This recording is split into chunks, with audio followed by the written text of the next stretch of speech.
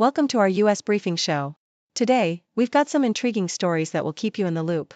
First up, former Senator Bob Menendez is about to start his 11-year prison sentence for accepting bribes, acting as an Egyptian agent, and corruption. He maintains his innocence, but evidence like cash stuffed in boots and gold bars sealed his fate. He's also resigned from the Senate and is seeking a presidential pardon. His wife is also convicted, with sentencing scheduled for September 11th. Next, the Israel-Iran conflict is stirring up global concerns, especially for China. With fears of the Strait of Hormuz closing and oil supplies disrupted, China is carefully balancing its support for Iran and its energy needs. The conflict has also brought drone warfare into focus, with Israel mimicking Ukraine's tactics. China urges dialogue and is watching closely, trying to navigate regional influence without getting dragged into the fight. Lastly, a new bill called the Halt Fentanyl Act has passed Congress, aiming to increase sentences for traffickers and make research easier. Supporters say it's vital to combat the deadly fentanyl epidemic, especially in New Mexico. Critics worry it's too broad and doesn't address addiction's root causes. That's all for today's stories. Please continue to watch for more details. The Associated Press reports that former U.S. Senator Bob Menendez is preparing to surrender to federal prison to serve an 11-year sentence, stemming from charges of accepting bribes in the form of gold and cash, and acting as an agent of Egypt. Nicknamed Gold Bar Bob, Menendez's fall from grace is marked by a dramatic loss of reputation after FBI agents uncovered nearly $500,000 in cash, gold bars, and a luxury car in his possession. Despite his protests of innocence and efforts to appeal, the courts have dismissed his last attempts for bail, and he faces the reality of incarceration at a Pennsylvania facility, where he is likely to be placed in a minimum security camp. His conviction, which led to his resignation from the Senate, also implicated his wife and former business associates, exposing a scandal that has cast a long shadow over his decades of service and highlighted the corrupting influence of money in politics. Nikkei Asia details the escalating conflict between Israel and Iran, which has sent shockwaves through global geopolitics and energy markets. The war has prompted China to voice concern and call for dialogue, while closely monitoring the potential closure of the Strait of Hormuz, a vital artery for global oil and LNG shipments, by Iran. The conflict's impact on energy supplies is profound, with oil prices surging amid fears of disruption, especially for China, the world's largest oil consumer. China's nuanced stance reflects its strategic interests, condemning Israeli strikes on Iran, advocating for diplomatic solutions, and cautiously supporting Iran behind the scenes without direct involvement. The conflict has also underscored the evolving role of drone warfare, with Israel and Ukraine employing unmanned aircraft to carry out sabotage missions, prompting Chinese military strategists to consider how to counter such asymmetric threats in future conflicts.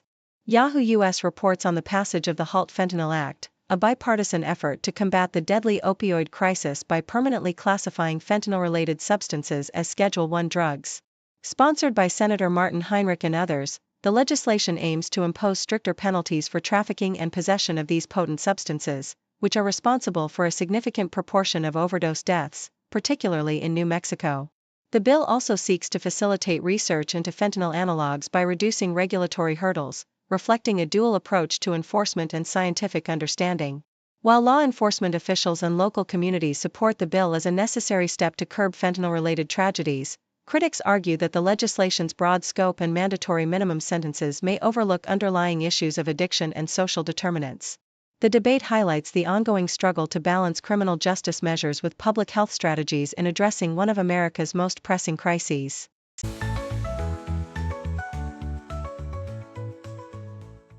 The G7 summit saw leaders aligning on a strategic blueprint aimed at safeguarding the global supply of critical minerals, essential for modern industries like automotive, technology, and defense.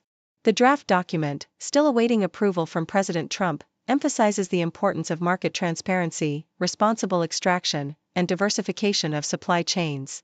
This initiative comes in response to China's recent export restrictions that disrupted critical mineral markets, leveraging these resources as geopolitical tools.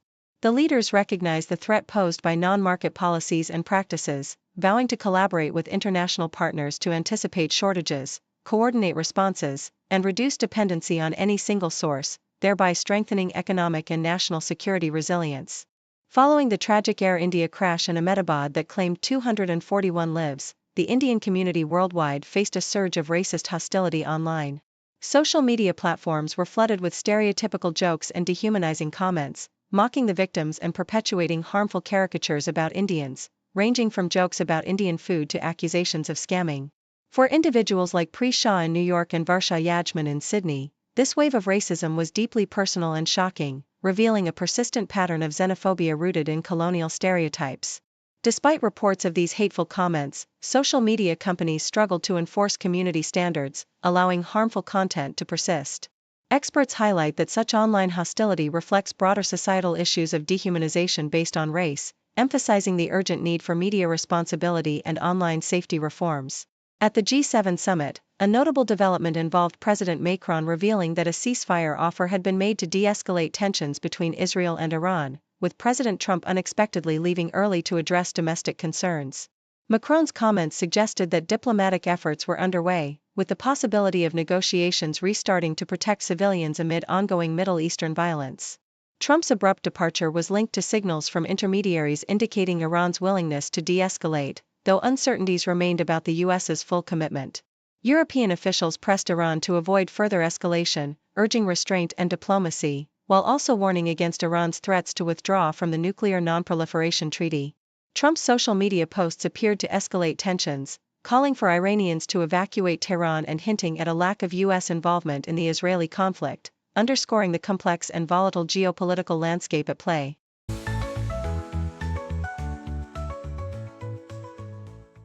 According to Yahoo US, President Donald Trump's promises to overhaul California's water policies have yet to materialize into action. Despite issuing directives to federal agencies to challenge state and Biden-era water restrictions, the Trump administration has largely maintained the status quo, increasing water flows in accordance with existing rules rather than dismantling California's water management framework. This shift appears to be influenced by California's unusually wet winter, which eased political tensions, and a strategic alignment with Governor Gavin Newsom on water issues, especially regarding infrastructure projects like the tunnel to transfer water from northern to southern California. Environmental groups remain skeptical, criticizing federal efforts for violating endangered species protections by extracting excessive water from the delta, risking harm to salmon and trout. Although Trump has yet to nominate a new Bureau of Reclamation commissioner, and legal proceedings regarding ongoing lawsuits continue, water districts and agencies are divided, some disappointed by the administration's cautious approach, others cautiously optimistic that some flexibility and adaptive management are being incorporated under Biden-era rules. Meanwhile, in Montgomery County, Ohio, political scandal unfolds as the county clerk of courts, Mike Foley, pleads no contest to charges of misuse of a computer and solicitation of campaign contributions, according to Yahoo US. Foley's plea, which involves a suspended jail sentence, community service, and fines, follows an investigation prompted by anonymous complaints alleging coercive political activities involving county employees and improper connections with financial advisors. The charges, initially more extensive, were reduced through plea negotiations, but they highlight concerns over ethical conduct within local government. Foley, a Republican re-elected in November amid calls for his resignation from both parties, acknowledges responsibility for the misconduct, emphasizing that the inappropriate actions were committed by former employees, and pledges to uphold higher ethical standards moving forward. The case also involves former Judge James Pierges, who accepted a plea deal for obstructing official business related to employment of his son, further underscoring the ongoing issues of integrity and accountability within Montgomery County's political landscape. Thank you for tuning in. The content above showcases the latest briefing reports and analytical synopses, thoughtfully curated by the 6Do team. These insights stem from a wide array of reputable media outlets, think tanks, government sources, and specialized experts worldwide. We encourage you to explore these sources for a comprehensive perspective. Keep in mind that while the content may not always align with the official standpoint of 6Do Brief, it's not meant to be taken as absolute directives for decision-making. Comprising seasoned media professionals, learned scholars, and accomplished scientists, the 6Do team embodies a trailblazing, fully independent media entity. To customize 6Do Brief to meet your professional needs, you have the option to subscribe to a diverse array of briefings on our website, 6dobrief.com. Regardless of your location, you can conveniently receive 6Do Brief via email.